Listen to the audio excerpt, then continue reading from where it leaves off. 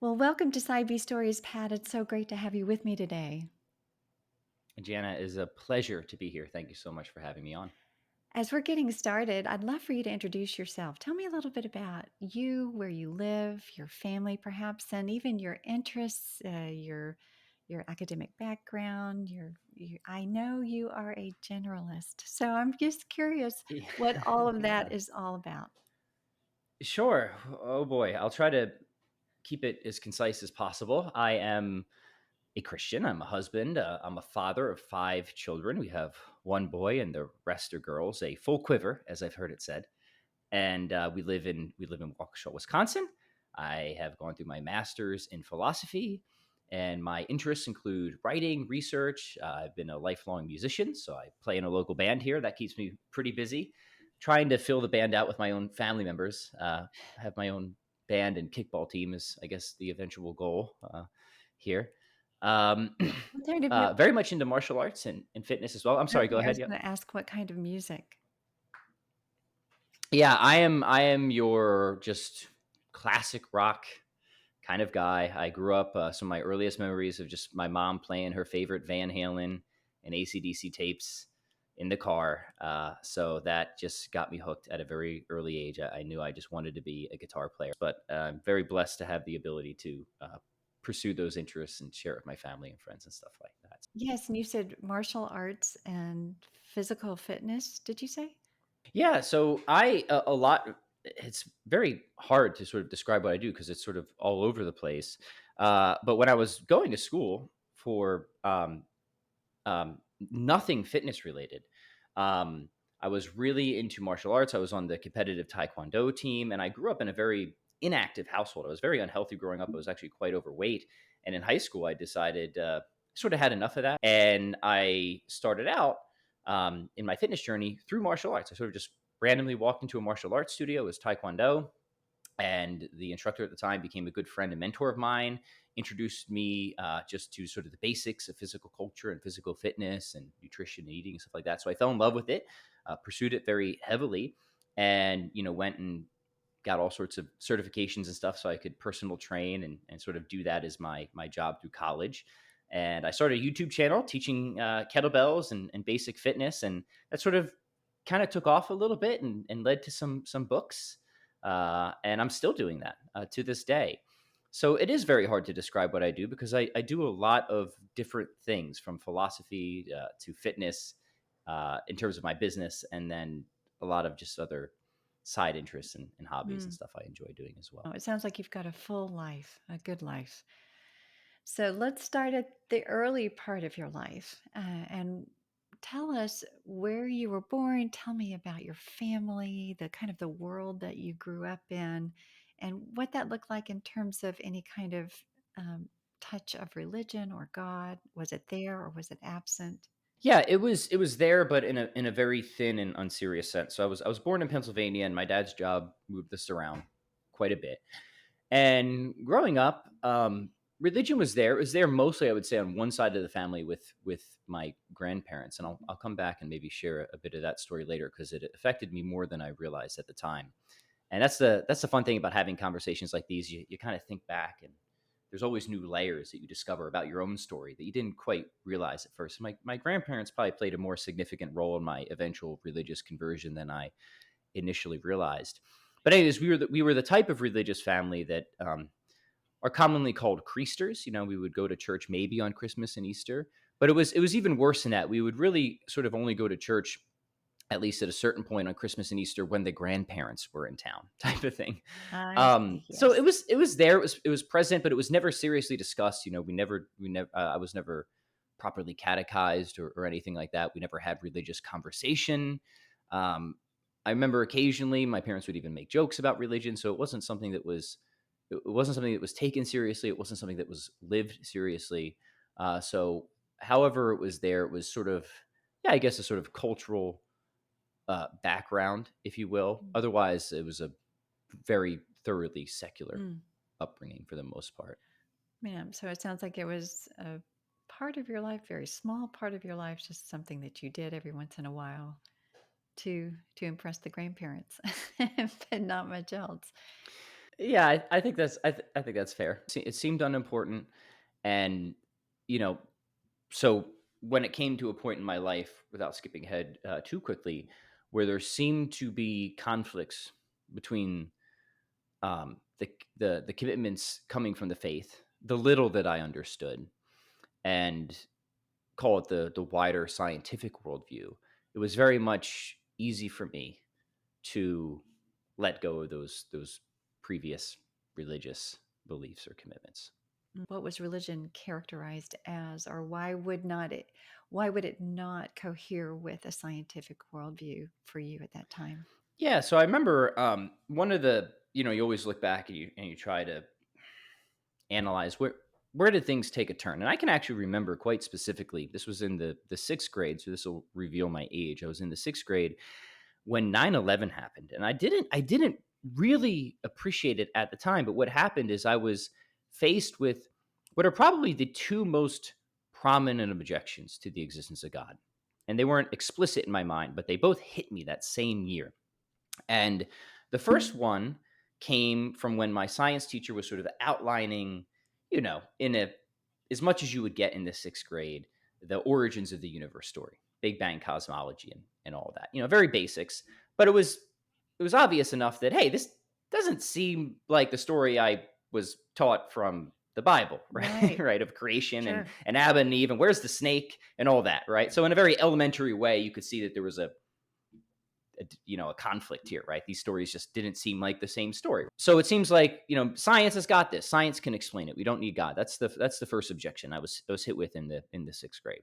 But sixth grade was also when 9/11 happened. And I remember because we watched it on the TV. We were one of those schools that got in a lot of trouble afterwards for letting all the kids just sort of see it happen, right? Which was very traumatic for a lot of kids.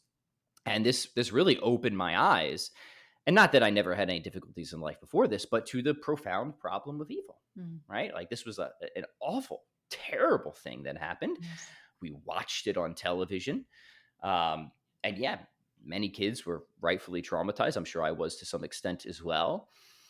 So yeah, that year was pretty significant for me. I didn't throw my hands up and declare myself an atheist on the spot, but whatever happened that year was the beginning of a seed of doubt that would continue to grow over time as I started thinking more seriously about bigger questions, becoming more interested in philosophy, which I did in high school, that would sort of veer me down a naturalistic, atheistic path. I can definitely trace it back to that to that year in the sixth grade, and I always found it very fascinating because many years later, I'm sure we'll get to this. I discovered Thomas Aquinas, and when he considers objections against the existence of God, he considers two. And the two he considers, and for Aquinas, this is interesting because he usually considers like a million objections to positions, but for God, he only considers two. And the two he considers are the problem of evil and essentially the science objection. But for him, it was aren't the principles of nature enough? We don't really need Mm, God right. to explain anything. And so I kind of connected. That's like, by golly, those were the two objections that I was hit with, even not explicitly in the sixth grade, and they really rattled me at that time. So yeah, it's a more complicated story than that, but it definitely, I think, really significantly started there. My doubt and movement away from whatever little religion I had Mm. growing up. As you were moving away from religion, what did you consider religion to be? Yeah, that's a wonderful question. I guess I didn't consider it to be much of anything because I didn't really think about it a whole lot. And the only times I really did think about it were in these instances where it seemed like whatever I was told about religion, which I guess would have just been a broad mere Christianity, a sort of crude, um, yeah, kindergarten sort of theology, if you will. The truth is, I probably didn't think about it hardly at all, except for on in that very thin way that I could see that there were two different stories being Right. told. And it was just not the true story. They didn't fit together. One of them seemed one of them seemed unimportant and trivial and outdated, and that nobody around me took seriously, including my family. And the other one seemed like the credible story that smart people believe. So it was very easy for me to dismiss the other one, if that makes sense. Mhm. Right. Right. Without thinking about it too much. It just Right. seemed like for you, the natural path to go was towards naturalism, right? Yes. So, as you were walking along this journey, was it something that you took seriously, that you started looking in more strategically, or was it just by entering into the scientific view of reality that that's Mhm. just something you gradually embraced more and more through your studies and I guess into philosophy? Yeah. Yeah. Yeah, it's interesting because there's always different influences in your life. And I had a lot that sort of pointed me towards an atheistic, naturalistic direction, and from many different areas. So I already mentioned, my love for music. And for better or worse, probably for worse at the time, but things have seemed to all kind of come together in a positive way. Most of the music I was listening to, and most of the people I admired in music seemed pretty anti-religious, right? Right. And these were people that I kind of admired, awesome musicians. They're cool. I want to be like them, and they seem to be against this sort of thing. So that was something. Other writers that I was really into, especially by high school, I was really into Mark Twain, and I can remember another kind of like important point in my thinking was there was an essay by Mark Twain called "What Is Man." And it's an essay really pushing like a very hard sort of determinism, an essay against sort of free will and man as this sort of machine where history sort of just passes through us, right? Rather than our being to affect history in any sort of meaningful way. I remember being really jarred by that because I guess even at that time, I was still committed to an idea that I had real agency and free will, but I didn't know how to answer it or respond to it at the time. And it actually seemed pretty convincing. So it wasn't anything like directly in science that cinched me, right? It was these other considerations, and from there I did start getting into philosophy proper. Another writer that I found fairly early on that was very interesting to me was a guy named H.L. Mencken, and he was uh, oh boy, he was a crotchety old atheist, and he always railed against religion, and he had one of the first books out in English at the time on Nietzsche. And so at some point I picked that up, and that sort of opened up that world to me, this sort of the world of sort of the old atheist, existentialist, absurdist perspective. And I was gripped by it. I was fascinated by it. I was haunted by it for many different reasons. I couldn't turn away from it. I was intermittently convinced by it. And I say Mm, intermittently convinced by it because the deeper I went into the naturalistic worldview, the more it seemed fundamentally at odds with other things that I was still committed to. I mentioned free will and stuff like right. that. Uh, so yeah, intermittently committed to denying things that otherwise seemed undeniable. And at around this point, I forget how many years down the line we are. I start to, even though I would have considered myself a naturalist at the time, more and more tensions within that worldview are starting to sort of bubble up, as because I am interested in trying to make sense of reality. I always was, even going way back before the sixth grade, Jan. I remember I'd be at my grandparents' house, and I would just kind of look out their window and kind of ask, why is any of this, right? Why is any of this? Your big questions of like contingency. I didn't think of it at that time, but just like, why is any of this, or how do I know any of this is real? How do I know I'm Yeah, not dreaming or sleeping right. or any of that stuff, right? So for whatever reason, I was always haunted by the big philosophical questions for as long as I can remember, and I thought maybe I would get answers to them through a particular naturalistic avenue. And initially, that seemed like I was going to, like, the sort of the scientism has got this, right? And that's what led me down that path. But the deeper I got into it, the more I realized, no, this is not adequate to handle reality. This is not adequate to explain the things that I need to be explained for me. And in fact, it seems the deeper I go into this worldview, the more it has to kind of eliminate or explain away things that are so fundamental, I don't think they could be coherently denied. Call them like a slew of Morian facts, if you will, like things like free will, consciousness. Consciousness was a big one for me. Uh, the moral landscape, the objective moral landscape, right? Moral duties and values and stuff like that. The more I kept going into this atheistic naturalistic paradigm, the more it seemed like I was being forced, unless I was willing to really contrive the worldview and hypothesis, more as being forced to say that these things aren't what they seem to be, right? That these things aren't real in the way that they sure seem to be to be real, right? They're illusions. I'm suffering under delusions or things like that. Maybe I'm not even real, right? Maybe I'm just like a bundle of particles, right? Stuff like that. And at some point, those tensions came to be too much that I realized Mm, I don't know what the truth is. I've been trying to find it. I have no idea what the truth is. But this is definitely not it. This is definitely not mm, it. I've gone down, I have made a mistake. Somewhere I made a mistake and have set down the wrong path. And that's when I didn't become a theist. I didn't become religious immediately, but at least sort of took a step back and told myself I need to take another look at things. I need to consider new perspectives. And this was definitely post college now at this point. I would have been married and with at least one or two of my children by the time I reached that point. Mhm. it strikes me that oftentimes there is a dismissal of God or Christianity or faith and an embracing of the other, a godless worldview, without really looking deeply into what it is that someone is embracing. You know, they may know what they're rejecting, or they may not even know fully what they're rejecting. But they don't really know what they're fully embracing.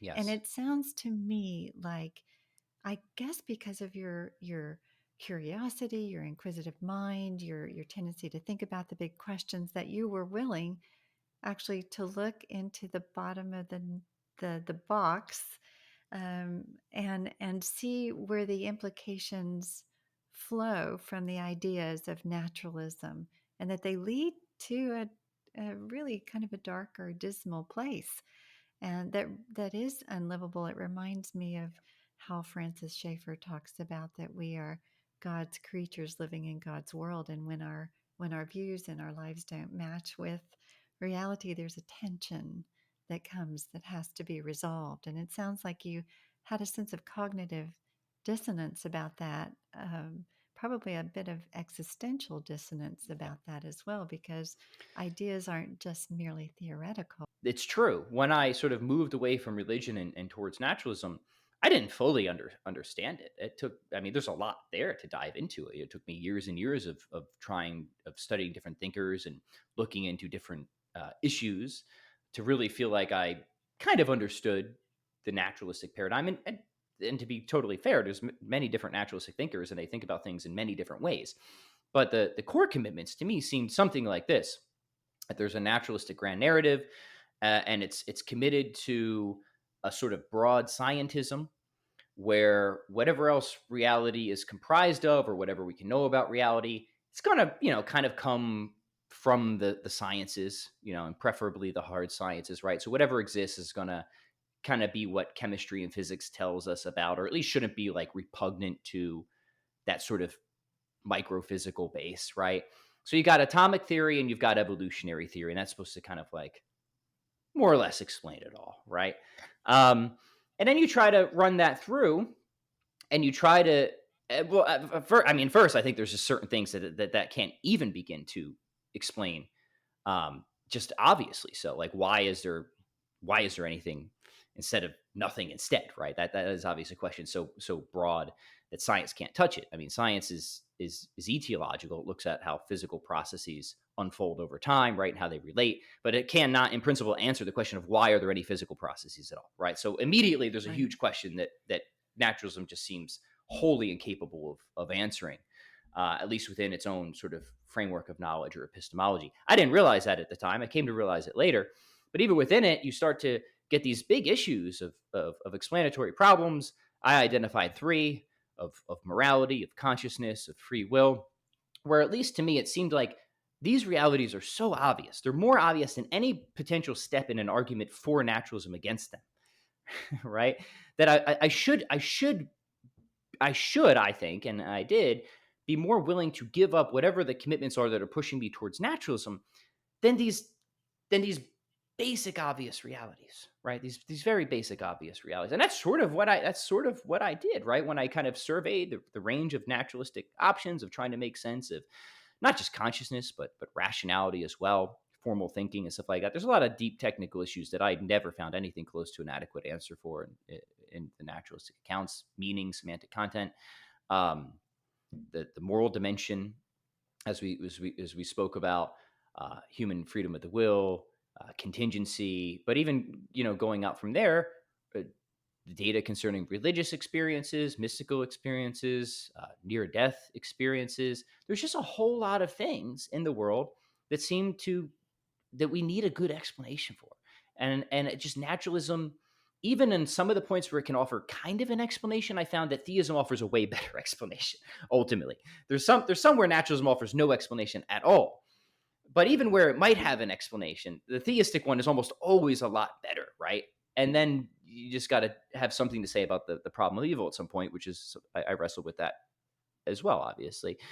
But to your point is, yes, I didn't know fully what I was stepping into at first. That became clear over time as I tried to take it seriously and find answers, because that's what I was really interested in, were answers fundamentally, right? But nor when I sort of realized I was on a wrong path that I go back and adopt theism right away. I just sort of threw my hands up, said I don't know what's going on here, right? I think I know enough to say that this is the wrong path, but I don't know what path to take after this as well. So I sort of, I guess, returned to a more agnostic position and just wanting to consider other perspectives. I'm curious of your opinion before we step forward in your story. There are, you read a lot of very astute, um, the brights, the intellectuals who were convinced naturalists. I wonder, again, from your perspective, it's often touted that the naturalistic view is the more rational view, the more rational belief. But yet, as you've so clearly defined, there are a lot of things that don't make sense with reality when you look at the depths of naturalism. That it doesn't make sense that I'm not choosing, this or that, that is actually, forces or impulses or environmental pressures that are causing me to think or what I'm saying or where I'm moving or the choices I'm, choosing.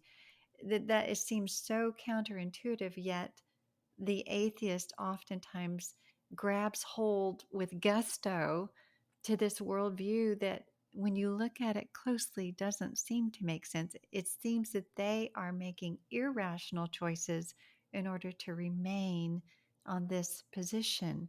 Why do you suppose that is? Yeah, that's a wonderful question. I don't know. I have a totally great answer to it, but I can speak from my experience.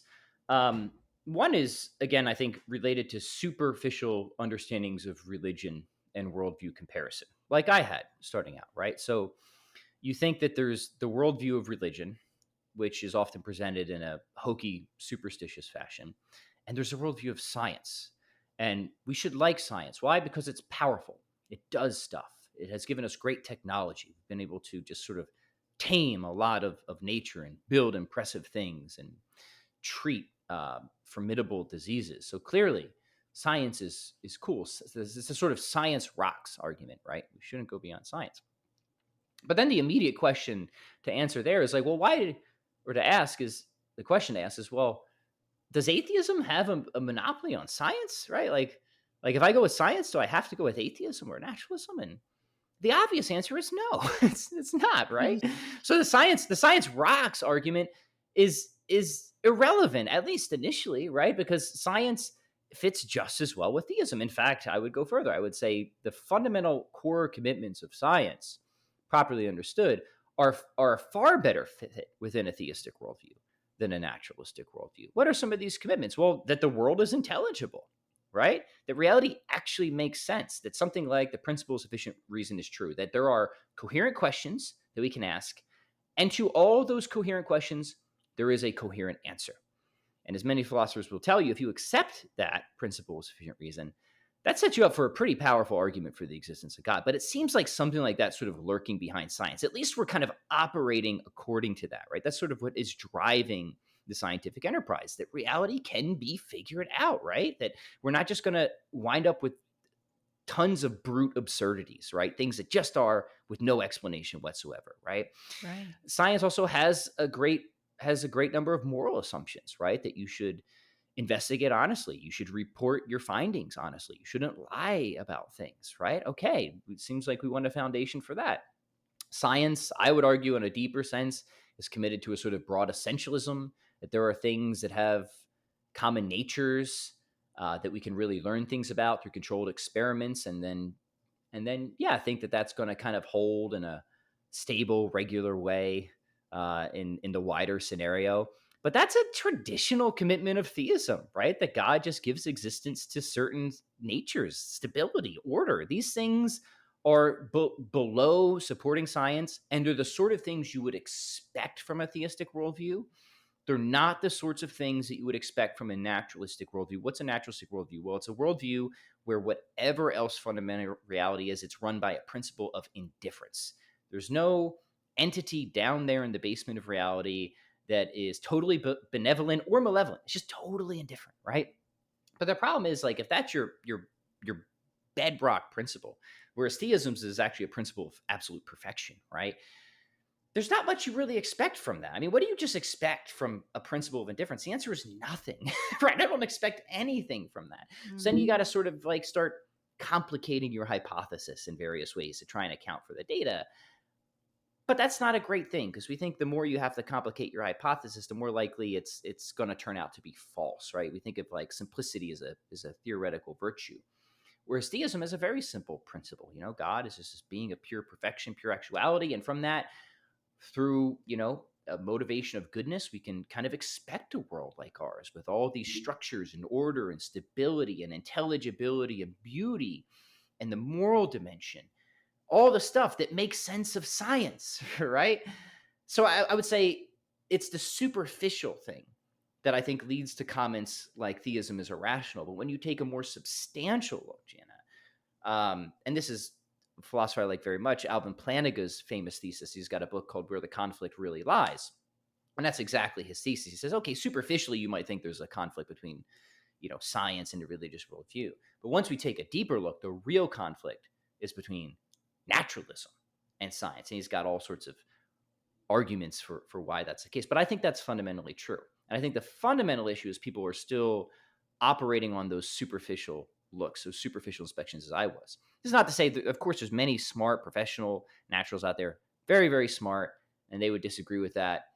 And we would just have to have those arguments. But that isn't most people. I think most people, when they say things like that, it's because they've only taken that superficial look. But also the smart naturals, the professional ones that I talk to and like to read and engage with, they don't say theism is irrational. Not most of them, anyways.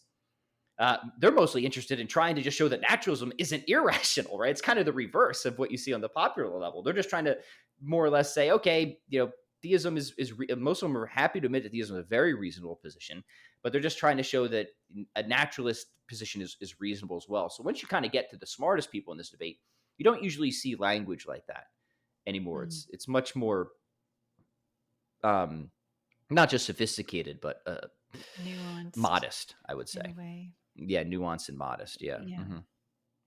Mm-hmm. Mm.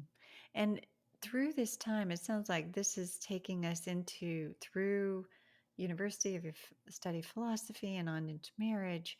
Did you ever have any touch points with any intelligent Christians who were willing or able to discuss these issues with you at all, or were they just absent? Yeah, that's a good question. And the answer is, for the most part, until I had really already sort of taken the turn to Christianity, no. Uh, Pretty much all of my friends, with one exception of somebody who was very, very faithful, but not coming from a philosophical perspective at all, but was still a very good example to me. And again, I think influenced me more than I realized at the time through that example. All my friends were not only not religious, I would say many of them were quite anti-religious. So it was really a kind of a lonely, kind of a lonely study. I largely conducted up in my attic in my old house for many, many years, reading and researching. And then once I had finally kind of more or less worked my way to the Christian perspective, then I started getting the boldness to want to reach out to certain people and make connections. So they were there, and they helped very willingly, and I have formed many wonderful friendships from that. But starting out, No. And I suppose it was just sort of the environment I crafted. I was not a religious person, so it sort of makes sense that my surroundings, my friend group, and my peers, and everybody else in my life was just not a religious person either. And that leads to that's a hard thing too. Because once we started to make, and I say we because my wife had her own conversion, um, quite different than mine, but running alongside of mine, it causes you, or encourages you at least, to change your environment in pretty dramatic ways. Um, and as always, stories are complicated, and not everything Yes. about my conversion was intellectual either. So there's Well, always a sure. lot going on and a lot to kind of you know unpack. Absolutely, Hmm. yeah. Conversion entails something more than intellectual, but yeah. So let's go back to that place then where you were having some tension or Yeah. issues with naturalism and feeling some sense of dissatisfaction, and you were thinking perhaps naturalism wasn't it, but you weren't willing to look at that time, at least, towards Christianity or that.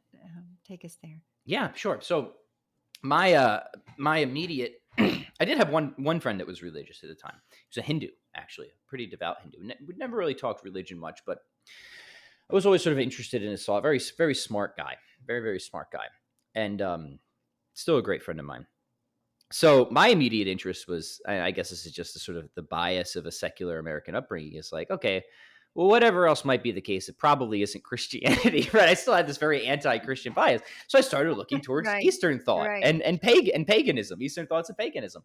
So just through my study of philosophy, I always had like a passing introduction and familiarity with the old pagans, Aristotle and Plato. So I really wanted to go back to those guys, a large part, but I also was very interested in Eastern thought at large, particularly Buddhist thought as well, and other thinkers that I had read independently. I know they had thoughts on religion and religious belief and God and spiritual practices. In fact, one book that I remember early on reading was Huxley's Perennial Philosophy. And that was a very interesting book for me because Aldous Huxley uh, was the guy who wrote Brave New World, and I remember liking his work a lot. And his book Perennial Philosophy was sort of a statement of religious pluralism, a broad religious pluralism. Like, hey, all religions are they're all true but false, and that's a sort of naive way of stating it. But the more sophisticated way of stating it is like, look, all religions are groping towards some transcendence, that is, it's there, it's real, but they're all wrong. They're doing the best they can. um but here's their commonalities, and we can see their commonalities, and I'm sure you've heard the line, and your listeners are familiar. And his book was an interesting read on that, and it sort of opened me up to sophisticated, what seemed otherwise non um, traditionally religious people thinking about God. And same thing with going back to the other pagans, and Aristotle and Plato and all these guys. They all seem to believe in God. It wasn't immediately clear that it was the same God that the Christians believed in or stuff like that. But all this started really getting me interested in the God question in general, and ultimately projects of natural theology. Is God something we can think about? Are there reasons to believe in God? And if so, can we know anything about God? Is there one? Is there more than one? Is God the universe? Right? Is pantheism true? Is monotheism true in some form or other? So I got sucked into that. I became utterly fascinated in the God question first and foremost because it seems the most fundamental, right? We're getting at Right. the basement of reality, because whatever else God is supposed to be, God is supposed to be like the fundamental explanatory principle. So I went down that route for quite some time, and read as much as I possibly could on it. Um, and became increasingly convinced of the classical theistic paradigm, that a robust monotheism is true, that this was the best explanatory worldview. And in terms of religious beliefs at the time, nothing, no firm commitments, but I guess I was sort of broadly attracted to this religious pluralism idea. Um, And but at the same time, and again, it's hard to, my memory isn't great, but at some point I came across Thomas Aquinas and the great like Thomistic tradition, the people who follow Thomas Aquinas, and a lot of great philosophers in that tradition that had a great influence on me, from Bernard Lonergan to Norris Clark. And I was really impressed with these thinkers, really impressed. And the way I always like to present and think about it is, some people think of Aquinas as like the first great medieval philosopher. I always think of him as like the last great classical philosopher. To me, he's the guy who just pulled all the threads together, right? And it is a beautiful Right. tapestry, this beautiful coherent picture of reality, soup to nuts, metaphysics, ethics, all of it, human anthropology. Like, he just seemed to be able to answer those questions that I was looking for answers to. Questions of, why is there anything? What are we? Right? How are we supposed to live? How metaphysics informs ethics. And the beautiful thing about the Thomistic picture is it seemed not just comprehensive, but systematic, great coherence. And it didn't cause me to like have to eliminate any of those core commitments that I thought were so important, but was able to ground them. Right now, Right.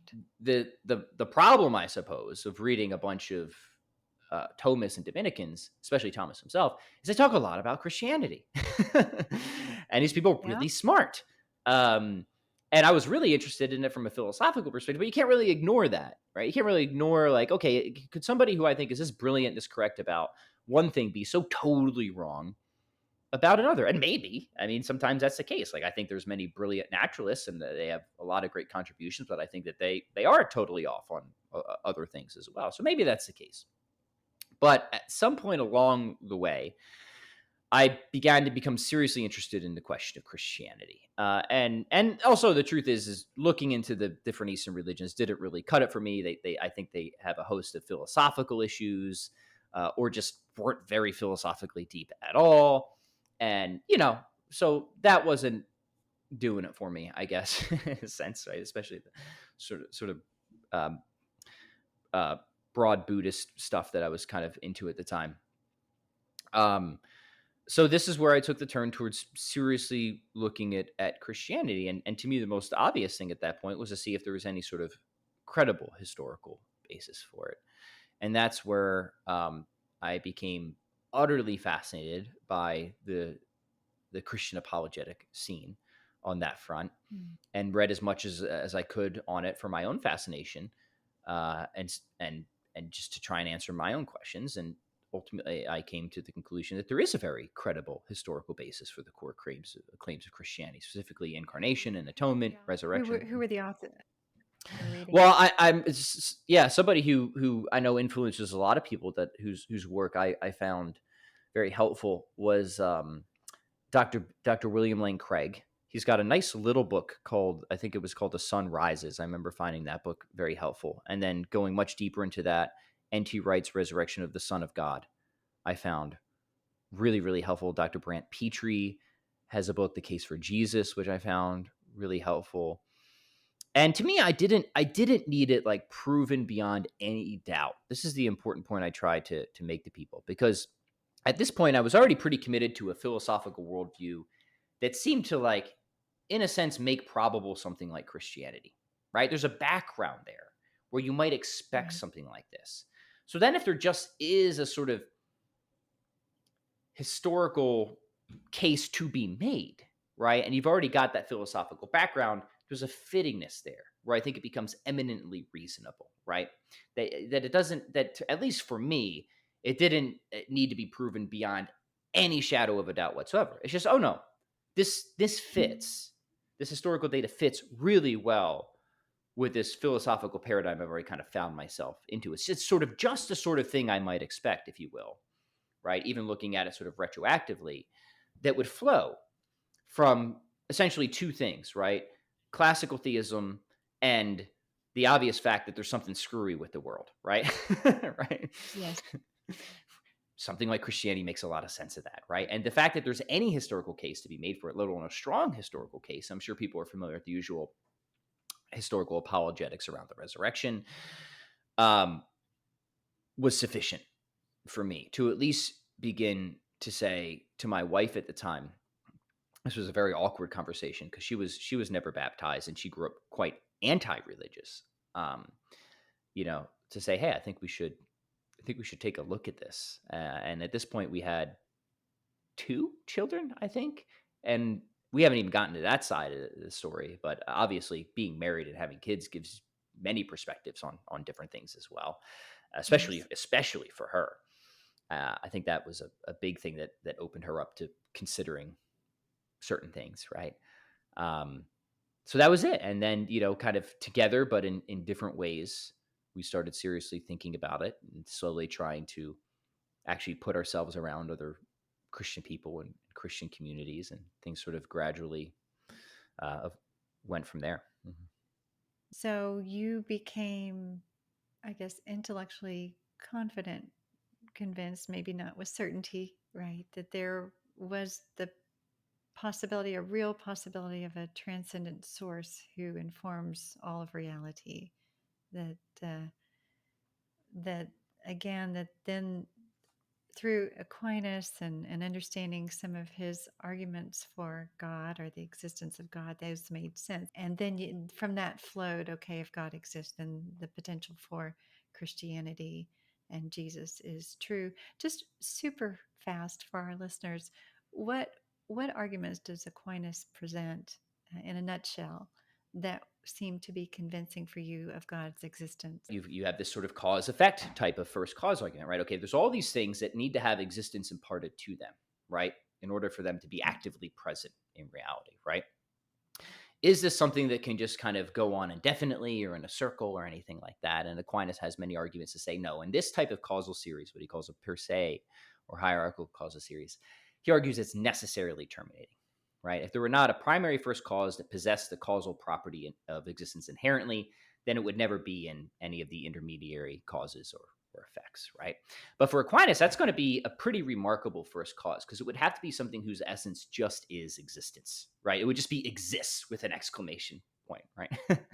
Hmm. um, and for Aquinas, that's God, because he's got a deep metaphysics of existence, a theory of the transcendentals, where goodness and truth just are existence under different aspects, right? So as it turns out that God is a being of pure existence, is actually going to be a being of pure truth, of pure goodness, that is the fundamental first and primary cause of everything else that exists, right? The direct, immediate, efficient cause of everything else that exists. I found that argument convincing then. I find it even more convincing now, the more that I've studied it. Again, I didn't need it proven from history completely, because there's all this sort of philosophical stuff going in the background. Like, oh yeah, that makes perfect sense. Right. Right. So that's what did it. That's what did it for me. But yeah, hopefully I can show the link there between his arguments for the existence of God, how they can actually inform and set you up, I think, for the Christian story Mm, being the true story as well. right. And that did a Right. lot for me. It still does. Uh-huh. Yeah, it provided an adequate foundation for the historical aspect of Christianity. So it was this beautiful kind of cumulative case, in a sense, of philosophy and history. Plus, I would imagine too, uh, it was fitting. Speaking of fitting, it fit with your sense of self, of your existential needs and desires for things to make sense of reality, of who you are, and um, your person, like you say, your continuing self, or your consciousness, or those kinds of things. It began to provide answers all the way Yeah. around, and so it gave you a place that I guess intellectually allowed you to enter into, from an experiential perspective, Christianity. I now had a worldview where those commitments fit. They could be located in the grand narrative comfortably, whereas those commitments could not be located in the grand narrative of naturalism. That's not insignificant. That's not insignificant, right? Aquinas' view of the world, with his focus on substances, is fundamental. Helps make a lot of sense of human consciousness and free will, and all this, and God as a primary first cause. The commitments fit within that narrative. They don't fit Mm. easily or at all within naturalism. That's not an insignificant thing, and I would just ask people to kind of Yeah, consider that, yeah. right? Hmm. It feels like, at the beginning, when you were leaving kind of any God's, you left the God story behind for the science story, and now you're not leaving science behind, but you're seeing how science fits well within the God story where it didn't in the godless story, I guess, in Yeah, that's naturalism. right, and I, Yeah. and I think Yeah. the science is. And yeah, I don't think science settles these bigger questions. There's certain things that are interesting in the sciences that might be relevant to certain arguments here or there. But I do think, as a whole, science makes a lot more sense on that theistic picture. And I was kind of sneaky. I just gotta like slink into the back of church every now and then and kind of scope it out. I just gotta keep my head down and but I just felt so pulled at this point, to try it out and trying it because it was, it's more than an intellectual thing, and talk about core commitments. One of the Right. core commitments, this was really big for my wife, but it was for me too, is love, right? She had her Yes. first Yes. kid, and she always tells this story. It's like she felt such a profound sense of truly transcendent love that the sort of atheism she was at the time, where this is all just axons firing for survival purposes, like she just kind of knew immediately on the spot that's false. That's just false. I can't explain why it's false, but it's false, right? Right. This is so far beyond that. Now, of course, that's not going to convince somebody. The committed atheist will say, well, that's just still a delusion pressed into you from evolutionary forces. But here's the thing, right? If you have an experience like that of such an overwhelming seeming, call it, or obviousness of the reality of love, and you've got two stories, right? Science is neutral between them, right? Might even fit better with one. And one story says, hey, actually, the foundation reality is just a fountain of self donating love, right? And the other one says the foundation of reality is just indifferent physical bits that somehow, through a process of combination, produce delusions that you call love. I mean, which one are you going to go with, right? The other one, it's a Exactly. lot better. I'm gonna go without that. But so like for my wife, that was the kid thing, and that experience of just incredible love was big for her, and it was for me too. I mean, having kids really does change things in a profound way. Um, but me, I needed philosophical arguments and systems on top of that too. But everyone's experience is a little bit different. But providentially, the conversion of me and my wife sort of lined up um, in such a way that we were able to consider things in our own way, but on a similar time frame, if that makes sense. Well, And that's nice. it was hard because not only was it just going and trying to meet other Christian people, but speaking frankly, there were a lot of lifestyle changes that had to be made. We weren't exactly living according to Christian values and biblical teaching. But again, conversion is more than intellectual. There's that Right. moral conversion. And you know, if nothing else, I think, as wrong as I've been, and I'm sure I still have many things I still need to work out now, I've at least always tried to be consistent in what I believe. Um, and so it seemed absolutely right to me that if I think this is true and I think this is right, I've got to reform my life. My whole family has got to reform our lives. We have to conform ourselves um, to living according to what Christ taught and biblical teaching and all that. So that was tough, but it wasn't as tough as I thought it was going to be. And that experience not only convinced me more of the truth of Christianity, but the reality of grace as well. Mm, Because there were, certain things that I thought, oh, that's going to be impossible, right? But they're not. They're right. not. And there's that other experiential dimension. I don't want to call it a testing. I don't think that's the right word.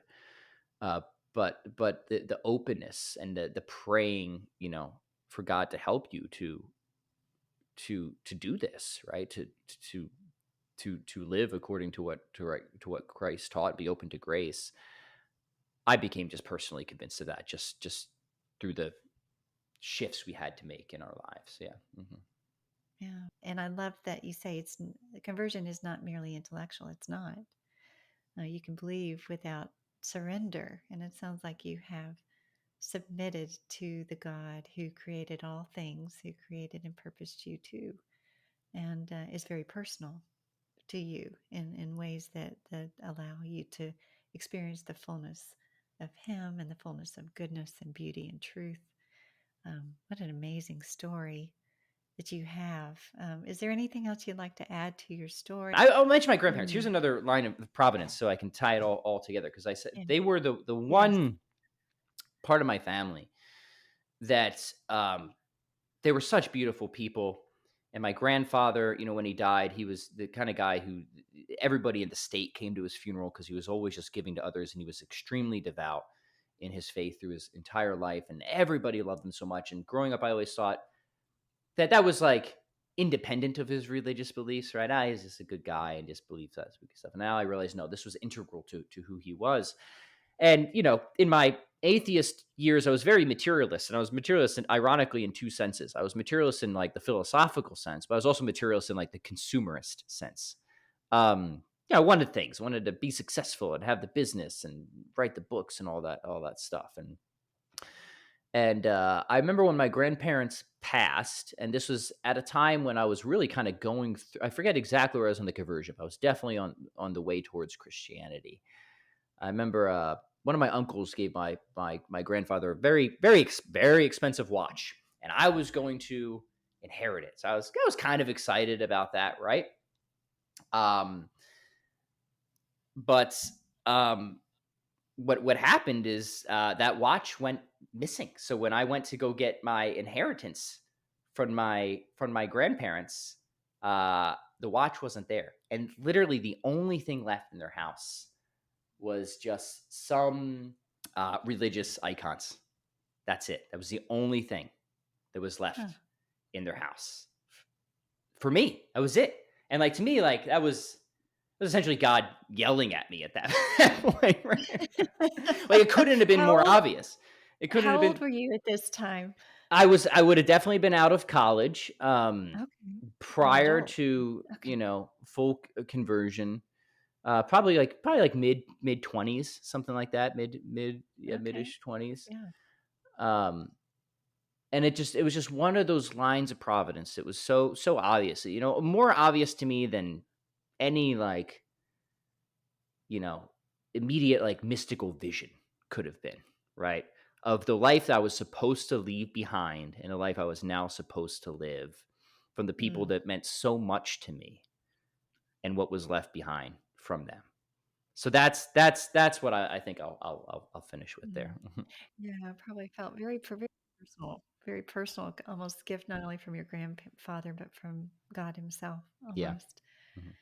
So, Pat, as we're turning the corner here, I'm thinking about those who might be connecting to your story, those who are just very, very cerebral in a good way, intellectual, deep thinker, someone who doesn't mind doing due diligence or just even looking at you and going, wow, he really looked at this honestly and deeply and found it to be true and real and life-giving, it sounds like.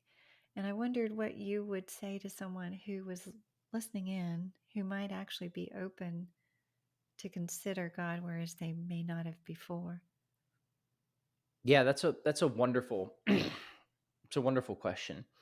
And there's actually a book that I liked very, very much. I discovered it later on, but I always felt like if I had this book sooner, I felt like maybe it would have sped things along a little bit. And it's a book by a friend of mine, Dr. Michael Rota, and it's called "Taking Pascal's Wager." And the reason I like this book a lot is he not only like updates Pascal's wager and makes it sophisticated, and incorporates contemporary findings of the positivity of religious belief in the here and now life, not just the potential for the hereafter. But he does a really nice job of presenting what he thinks is the cumulative case for Christianity. So if people are interested in the philosophical and historical perspective done by a professional philosopher in a way that's careful and nuanced, um, and argues that you don't need it to be proven with 100% certainty. And of course, there's philosophers out there that think you can get an extremely high degree of confidence in these things. But the way he presents Pascal's wager is he says, hey, if you think that this is like 50-50, right, then it becomes eminently rational. And this is Rhoda's advice, becomes eminently rational to at least begin a life of religious seeking. It doesn't say you have to believe it because, you can't just switch your beliefs overnight. But, consider the arguments, and he presents different arguments from fine tuning and first cause arguments and the historical case for Christianity, and discusses the problem of evil and hiddenness in, I think, a really fine way that's, again, thorough, but also accessible for people who might not be professional philosophers. and says, look, given what you have to gain versus what you have to lose, if you think that this is at least, you know, a toss up between Christianity and atheism, right? What you should do is you should begin a life of religious seeking. You should start to pray even as an agnostic. You can pray as an agnostic. God, if there is a God, save my soul if I have a soul. Go start hanging out around Christian people, talking with, and this is sort of what I did almost at some point, and anyways, right? I sort of began that life of religious seeking. And the reason I like it is he's not saying believe it, because that's very hard to, as somebody converted myself, it's very hard just to switch your beliefs overnight, right? You say, Right. just, create a new disposition for yourself, right? In what you're reading, how you're speaking, who you're speaking to, who you're hanging around with, and let things just sort of happen from there. And I always felt that that was very tender and brilliant advice. So I think I'd just like to offer that from Dr. Michael Rota. It's called Taking Pascal's Wager, for people who want both the practical and intellectual side of that. I always found that book to be um, really, really well written. That sounds like great advice. And for as someone who obviously was an atheist for quite a long time, really, and and now you're a Christian, how would you advise us to engage thoughtfully or meaningfully or lovingly or Yeah. in whatever way with those who don't believe, to make belief more attractive so that they will Yes. actually look to see, it is really the best explanation for reality. Yeah. That is a wonderful question. And it's something that I have had to reflect on in my own, obviously, wanting to do that, wanting to share Christianity with other people. And what I've come to realize is there's broadly sort of two types of skeptics. And I want to say this with as much charity as possible. There's a skeptic that I was, which was just the confused person, right? Somebody who really wanted to know what reality was about, if it could be understood. And I rejected religion insofar as I thought it was not a good grand narrative. It was not a good story. But I wasn't hostile to religion. I never had a bad religious experience. I never suffered abuse by religious people. I was never picked on or any of that. So I didn't have an issue of the will towards religion. But the truth is, there are a lot of skeptics out there who do have an issue of the will toward religion. It is not or not just an intellectual problem. So my mistake was I thought that everybody was a skeptic like me, right? I thought, well, if we just sit down and talk about this for long enough, and and that's not the case. People are more complicated, and mine, again, as I said, was not just an intellectual conversion. There's a lot going on there, but I can at least fairly say I did not have any major issues with religion, either personally or in terms of like political perspectives or anything like that. I didn't have that hostility for whatever reason, justified or not justified, towards religion. So I think I was in a position where I was sort of kind of like the ideal agnostic or skeptic that, once I read enough and heard enough of the arguments, there wasn't some major issue of the will there, right? So if you find people like that, great. Arguments, philosophical conversation, apologetics, good. But we cannot, it's not just the matter of what is said, but the manner and how we present themselves. And this is what True. covers everybody else, right? There are going to be people who have had very bad experiences or for other reasons are committed against religion. It often tends to be political, if we're being honest. So what do you do? You have to be the example, right? You have to be ready, yes, to give a reason for the hope that was within you, but always doing it with that gentleness and respect. And this is where I talked about my one friend before, I think influenced me more than I realized at the time. She was not a philosopher, didn't think about these questions as philosophers do, but there was a radiance about her and the life she lived and her pursuit of just wanting to be a saint that I found really kind of quite admirable and beautiful. So I think that's the other side of it, is living that Christian life. Understanding that for a lot of people, it's not just about giving arguments. It's very easy for those who are sort of philosophically minded to just want to get into debate mode and just clobber people with facts and logic, or whatever people say these days, right? But I've realized that the usefulness is actually somewhat limited of that. It's the life you live overall, how you interact with other people, how you treat other people, and building those relationships and friendships first, that makes it so you can actually, that gives you the fertile ground for conversations that then can be productive. And that's a lesson I've had to learn and Mm. relearn many times over the years. So I would just say, whatever that lesson is, try to keep it in mind. Mhm. No, that is a perfect way to kind of close. And your intuitions about and thoughts about that are exactly what I've found in speaking and researching former atheists. And it seemed to me that the majority were moved towards openness by the question as, does God matter, rather than does God exist? And that they moved towards, because of a change in the will, because they saw something that was attractive, that they wanted, that they were lacking, and then they were willing to determine whether or not it was true, rather than the other way around. Mm. Although, like you say, there are those who are very more intellectually bent and are really driven to make intellectual sense. But it is the combination of the both. But I appreciate your nuancing there, because I think a lot of us are right-hearted, but maybe wrong-headed, just to present an argument when there's really something else going on. So, um, anyway, thank you. Wow, what a story. Pat, what a privilege it is to have spoken with you. You have brought so much depth and life, I think, to this conversation.